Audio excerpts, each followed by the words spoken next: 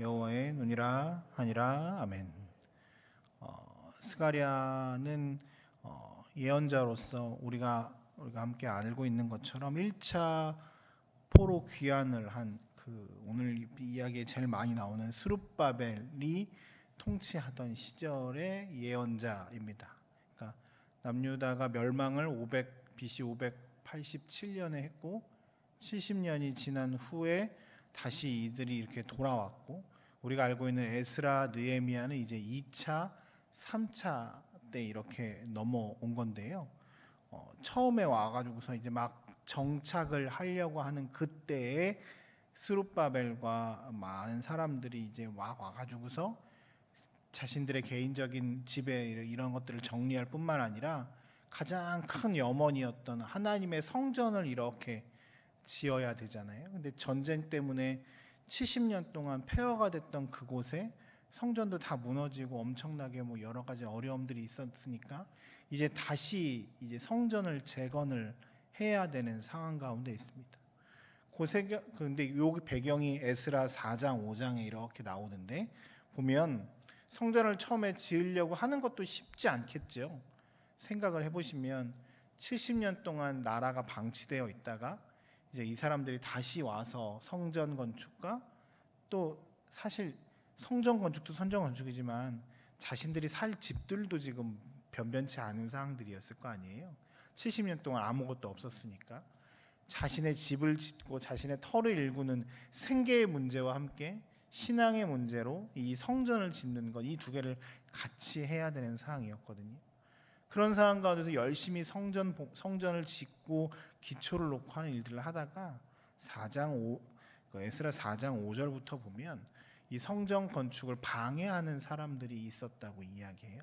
그 기존에 터를 잡고 있었던 사람들이 성전 건축을 방해했고, 여러 가지 많은 것들을 통해서 바벨론에 편지도 보내고 막 시비도 걸고 이러면서 이 성전 건축이 한 10년 넘게 스톱이 됐습니다. 할 수 없는 상황들이 돼서 이제 뿔뿔이 흩어진 거죠. 각자 집으로 가서, 그러면 성전 건축 잘 안 되는데 그러면 내 삶의 터전을 조금 일구어야겠다라고 하면서 다 뿔뿔이 흩어져 있는 상황입니다. 스룹바벨 지도자 입장에서는 마음을 먹고 하나님께서 나에게 이 땅을 회복시키기를 원하시면 처음으로 이스라엘 땅에 왔고, 이제 열심을 내어서 성전 건축을 하려고 하는 상황 가운데 탁 이 일이 막혔으니까, 그리고 이 일이 막힌 것이 10년이 넘은 그 상황, 마음이 찜찜하지요. 근데 어떻게 하면 이 일들을 할 수 있을까에 대한 기도와 여러 가지 염려들도 할 수 있을 함과 동시에 어느 것이 또 하나님의 때가 나타날 것인가에 대한 소망 가운데 있었겠지요. 그 가운데 오늘 스가랴가 하나님의 말씀을 예언을 합니다. 그것이 오늘 본문 4장의 내용입니다.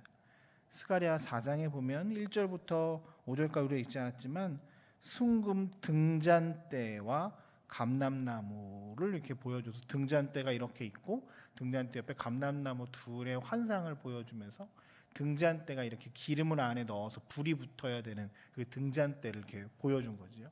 이것이 무엇이냐라고 했을 때 하나님께서 설명하시면서 이스라엘의 미래에 대해서, 스룹바벨 지도자에 대해서 격려하시는 내용이 오늘 본문의 내용입니다. 격려의 내용은 이렇습니다. 첫 번째는 하나님께서 인도하셔야 한다라고 하는 고백이죠. 본문에 보면 성전 건축이 중요한 일이지만 더 중요한 것은 이스라엘의 하나님이 함께 하셔야 한다는 것이죠. 본문에 보면 이 등잔대에 기름이 채워져야 불이 이렇게 붙을 거 아닙니까? 우리야 전기를 쓰지만 이 시절에는 등잔대에 기름을 넣고 그 기름이 불이 붙어야 이렇게 불이 나는 거죠. 등잔대가 아무리 좋아도 기름이 없으면 그 등잔대가 아무런 소용이 없이 불이 붙지 않지만, 등잔대에 기름이 들어가야만 하나님의 놀라운 은혜가 나타납니다. 오늘 본문 6절에 보시면 스룹바벨에게 하신 말씀이 이러한데, 만군의 여호와의 말씀이니라. 이는 힘으로 되지 않고 능력으로 되지 않고 오직 나의 영으로 이 일들을 할 수 있다. 등잔대에 등잔 기름이 들어가야 불이 붙는 것처럼 하나님이 그곳에 함께 하셔야 되는 일이다.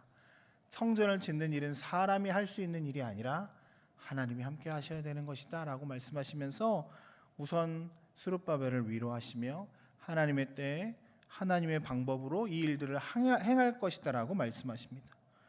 본문 7절 보십시오. 큰 산아 내가 무엇이냐? 내가 스룹바벨 앞에서 뭐가 된다고요? 평지가 될 것이다. 엄청난 위로가 되지 않겠습니까? 지으려고 하다가 이게 뭐 여러 많은 방대로 스톱되고 10년이 넘는 시간 동안 방치되어 있는 것들을 볼 때마다 계속 마음이 아프고 있는 산, 그래서 어쩌면 그것들을 큰 산이라고 느껴지고 있는 그 상황 가운데 등잔대에 기름이 들어갈 것이고 불이 붙을 것이고 이 큰 산들이 평지가 될 것이다. 많은 사람들이 은총 하나님의 은혜가 있을 것이다 라고 선포한다는 것입니다. 어떤 사람들에게는 성전 건축하고 일하는 일들이 히말라야 같이 엄청난 산이 될 수 있지만 하나님께서 그것들을 평지로 만드셔서 하나님께서 일하시겠다라고 약속하십니다. 스룹바벨에게 이 성전 건축이 반드시 이루어질 것을 약속하시면서 하나님의 뜻을, 하나님의 계획을 믿고 신뢰하며 나아갈 것을 요청하고 있습니다. 오늘 이 본문 그리고 나서 하나님께서는 또 이 스룹바벨을 통해서 결국엔 일하실 것을 원하십니다. 하나님은 가끔 이렇게 하나님의 일하시는 방법을 보면 좀 답답하게 시간을 끌면서 당신이 혼자 기적을 일으켜서 쑥 해도 되는데 부족한 저희들을 통해서 하나님의 일들을 감당하기를 원하실 때가 있습니다. 부족한 저나 우리를 통해서 하나님의 교회가 세워가기를 원하시고 부족한 우리들을 통해서 하나님의 미련한 전도의 방법을 통해서 하나님의 나라의 확장을 행하시는 것들도 있을 수 있습니다. 하나님은 그렇지만 우리를 잘 세우시면서 우리를 통해 하나님의 은혜를 나타내기를 원하십니다. 오늘 말씀을 통해서 우리는 하나님께서 우리를 통해서 일하시고 그 일하심에 있어서 성령 하나님이 우리와 함께 하셔야 그 등잔대에 기름이 채워져야 그 모든 일들이 가능할 것을 말씀하십니다. 인간적인 능력으로는 산과 같은 것들이 많이 있어서 앞으로 나아갈 수 없을 수 있지만 하나님께서 그것들을 평지로 만드시며 하나님께서 이 일을 마칠 것이다라고 말씀하십니다. 오늘 혹 여러분들의 삶에 큰 산과 같은 기도의 제목들이 있다면 하나님의 뜻과 하나님의 방법과 하나님의 시기에 그 산들이 평지가 되는 놀라운 은혜가 있기를 주의 이름으로 축복합니다. 많은 사람들이 여러분들의 삶을 보며 은총, 은혜입니다, 하나님이 행하셨습니다라고 하는 놀라운 찬양과 믿음의 고백들이 여러분들의 삶을 통해서 나타나기를 주의 이름으로 축복합니다. 하나님께서 우리의 삶에 함께 하셔서 우리를 통해서 일하실 것입니다. 이것은 힘으로 되는 것이 아니라 능력으로 되는 것이 아니라 오직 나의 영으로 된다. 이 말씀이 오늘 우리의 삶에 깊이 새겨져서 하나님 뜻대로 승리하는 저와 여러분들의 삶이 되시길 주의 이름으로 축복합니다. 우리 잠깐 같이 기도하겠습니다.